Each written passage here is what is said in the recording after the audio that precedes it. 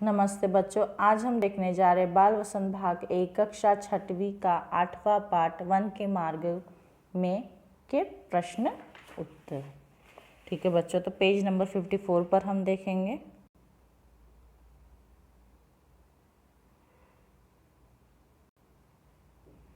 सुनिए, बोलिए। नगर के बाहर 2 पग चलने के बाद सीता की दशा खराब क्यों हो गई? इसका आंसर हम लोग लिख सकते हैं। श्री रामचंद्र, सीता एवं लक्ष्मण अयोध्या छोड़कर जाने लगे। वनवास जाने के समय का है यह संदर्भ। जंगल का रास्ता कंटक में था। राजकुमारी सीता कोमल नारी है, वह कंठीले रास्ते पर चल न पाई। दूसरा प्रश्न हम देखेंगे। रामायण के बारे में आप क्या जानते हैं? रामायण श्री रामचंद्र की कथा है। रामायण पहले वाल्मीकि द्वारा लिखी गई है, बाद में अवधी भाषा में तुलसीदास ने लिखी। यह भक्ति तथा मुक्ति का ग्रंथ है।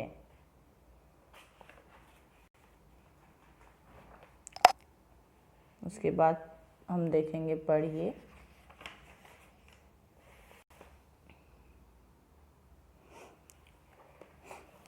अब और कितनी दूर चलना है? पन्नकुटी कहाँ बनाइएगा? किसने किससे पूछा और क्यों? सीता राम लक्ष्मण वनवास जाते थे। सारा रास्ता बहुत कांटों से भरा हुआ था। सीता कांटों पर चल नहीं पा रही थी। जंगल में जाते समय सीता ने राम से यह प्रश्न पूछा कि अब और कितनी दूर चलना है। दूसरा प्रश्न हम देखेंगे। पाठ के आधार पर वन के मार्ग का वर्णन अपने शब्दों में कीजिए। सीता राम लक्ष्मण अयोध्या छोड़कर वनवास जा रहे हैं। जंगल का रास्ता पैदल चलने के लिए कंटक में था। इधर उधर बड़े बड़े पेड़ रास्ते में हैं। वन में कहीं कहीं बाघ, शेर, लोमड़ी, हाथी जानवर होते हैं। पानी पीने की नदी कुछ दूर में रहती है। प्रकृति हमेशा रमणीय होती है। छायेदार पेड़, ठंडी हवा, पक्षियों के कलरव, हरिणी के खेल कूद, मोर का नाच आदि सुंदर मनोल्लास दृश्य वन में देख सकते हैं। लिखिए। राम ने थकी हुई सीता की सहायता क्यों की होगी?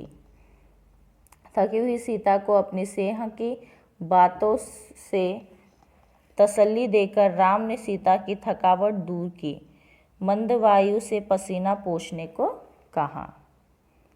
दूसरा प्रश्न। दोनों सवैयों के प्रसंगों में अंतर स्पष्ट कीजिए।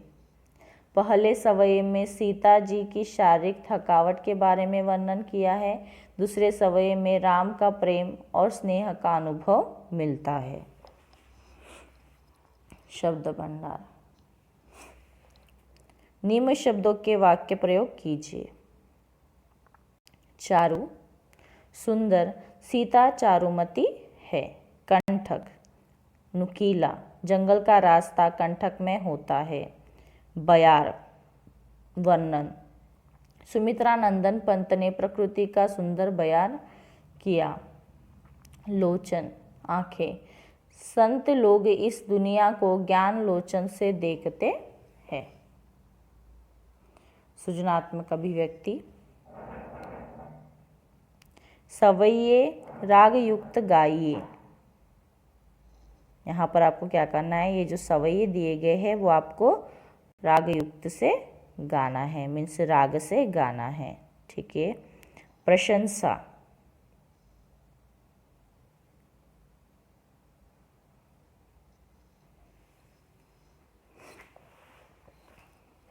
तुलसीदास के अलावा अन्य कवियों की रचनाओं में प्राप्त होने वाले नीतिपरक मूल्यों के उदाहरण दीजिए। हिंदी साहित्य में तुलसीदास के अलावा कुछ मुख्य कवि हैं। कबीर, सूरतदास, अब्दुल रहीम खान खाना।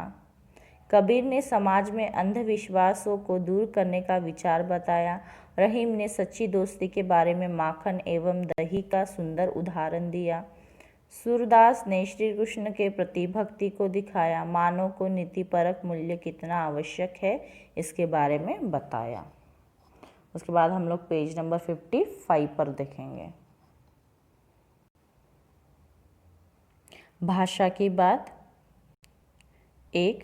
लखी देखकर, पोंछी पोंछकर, धरी रखकर, जानी जानकर। ऊपर लिखे शब्दों और उनके अर्थों को ध्यान से देखिए।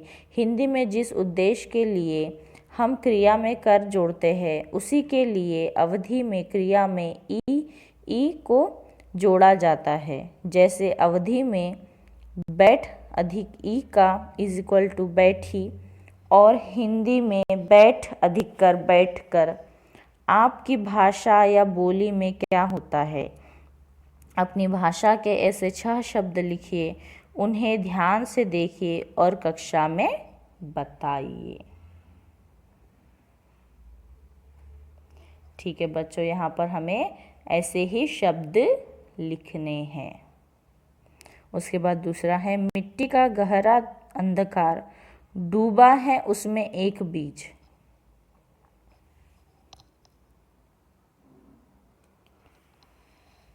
उसमें एक बीज डूबा है।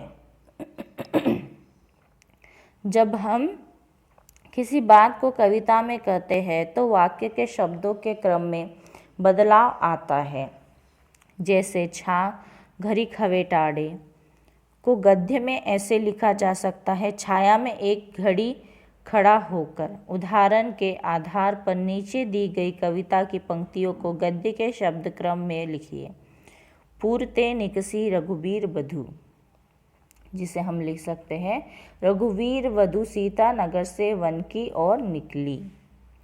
पुट सुखी गए मधुराधर वे, मीठे मीठे ओठ की भी थकावट के कारण सूख गए। बैठी विलंब लो कंठक काढ़े। यहाँ पर क्या कह रहे हैं? बैठी विलंब लो कंठक काढ़े।